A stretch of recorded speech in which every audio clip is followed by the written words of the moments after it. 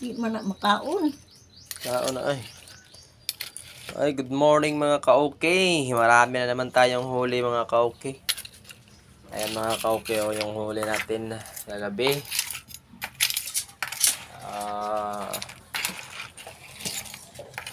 Isigigit natin to mga ka-okay, yung crabs at saka isda mga ka-okay.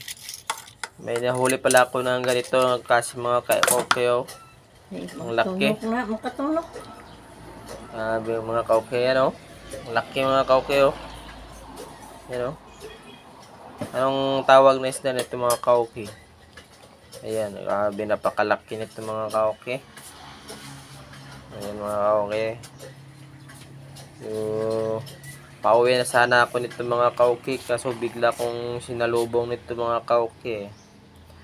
Talagang magpapakuha siya mga ka-okay. Ayan mga ka-okay. Sige, segregate natin yan mga ka-okay, yung isda.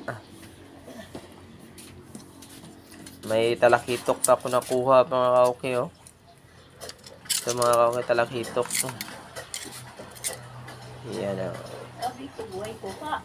Lakitok. May danggit pa mga ka-okay, ano? Danggit pa mga ka-okay. Yung dalasan nito mga ka-okay, mga crabs mga ka-okay. Sobrang dami mga ka-okay yung crabs. Yan, oh. Grabe naman itong mga crabs ito. Sobrang dami. Yung segregate ito mga ka-okay yung crabs. Ito mga okay, lambay at saka ano, kasag. Yan mga ka-okay. Dalawang uri ito na ano mga ka-okay. Lambay, kasag, ayan.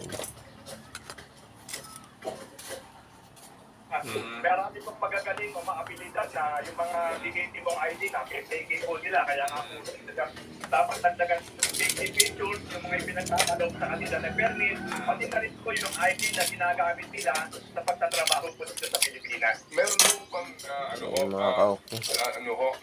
visiting privileges, if I may call it that, ang Labor Department sa mga hub nila ngayon na nakabukas na? Segregate lang natin ito mga ka-okay, ha. May ano pa mga ka-okay, may nakuha pa kong ale mga ka-okay, ubod.